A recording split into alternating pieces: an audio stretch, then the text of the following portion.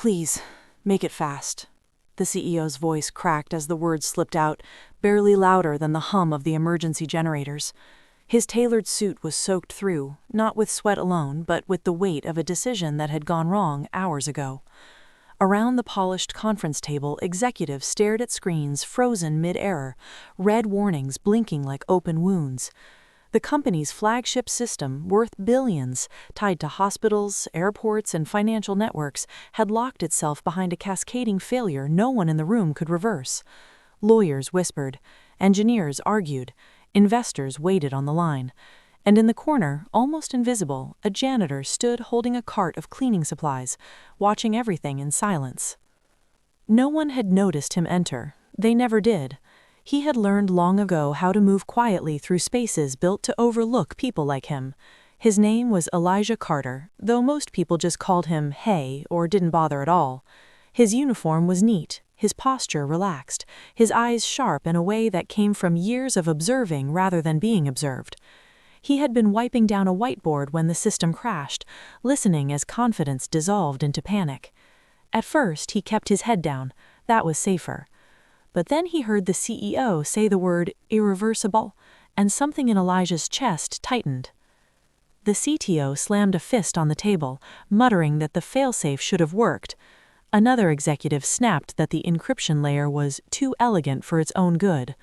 Elijah flinched, not at the anger but at the phrasing. Too elegant.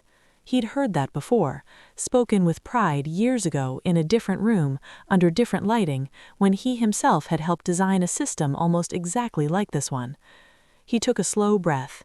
He told himself it wasn't his place. He reminded himself of all the times he'd spoken up before and been politely ignored, or worse, humiliated. He reached for the mop handle, ready to back away.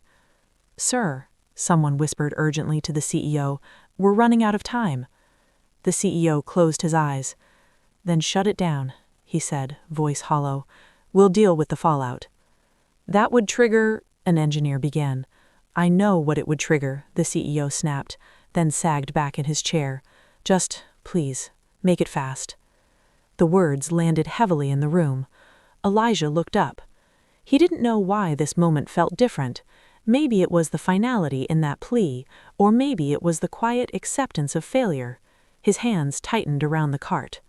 Before he could overthink it, he spoke. "You don't want to shut it down." The room froze. Heads turned. A dozen pairs of eyes landed on him with surprise, irritation, disbelief. The CEO stared as if trying to place where this voice belonged. "Excuse me?" he said. Elijah swallowed. "If you shut it down, the recursive locks will harden. You'll lose everything. Permanently." There was a beat of silence, then a sharp laugh from one of the executives. "Is this a joke?" "Security?" another voice said, already rising.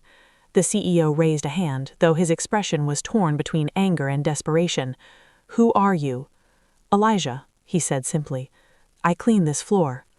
"That's not what I meant," the CEO said. "I know, but it's the truth." The CTO stood up. "Look, man, this isn't... The system uses a mirrored entropy check. It thinks it's under attack because the update introduced a symmetry error. It's locking itself away to protect a flaw but doesn't exist." The room went very quiet.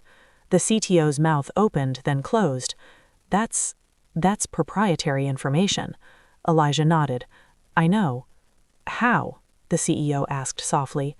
Elijah hesitated. Then he reached into his pocket and pulled out an old, folded ID card, edges worn smooth. He placed it on the table and slid it forward. The name on it matched his. The title beneath it read, Senior Systems Architect, dated 12 years ago. A murmur rippled through the room. The CTO picked it up, eyes scanning, then looked back at Elijah with something like shock. "You worked on the original framework." "I helped build it. I also warned about this exact failure mode." The CEO's voice was barely audible. Why are you cleaning floors?" Elijah met his eyes. "Because when the company restructured, my department disappeared. Because I was told my concerns were theoretical. Because I needed a job, and this building was hiring." No one spoke. The CEO pushed his chair back slowly. "Can you fix it?" "Yes, but not if you rush it." The CEO exhaled a shaky breath. "You said don't shut it down. What do we do?" Elijah stepped forward. His hands moved with calm precision as he reached for the keyboard at the head of the table. No one stopped him. The screens flickered as he typed commands that hadn't been used in years, bypassing interfaces to speak directly to the system's core logic. He explained as he worked, not condescending, just clear, how fear had been coded into the architecture, how elegance without humility always turned brittle. Minutes passed. Sweat beaded on foreheads. The red warnings dimmed to amber, then green. One by one, systems unlocked themselves, the digital equivalent of a held breath finally released. "It's stabilizing," the engineer whispered. The CTO let out a disbelieving laugh. "It's actually stabilizing." Elijah's hands slowed, then stopped. He leaned back slightly. "Now you can shut down the update safely. Roll back, fix the symmetry, and test before you deploy again." The CEO stood, staring at the screens, then at Elijah. The room was utterly silent, not the awkward silence of dismissal, but the heavy, reverent kind that follows truth. Finally, the CEO extended his hand. "Thank you," he said, voice thick. "We owe you more than I can say." Elijah looked at the hand for a moment, then shook it. His grip was firm, steady.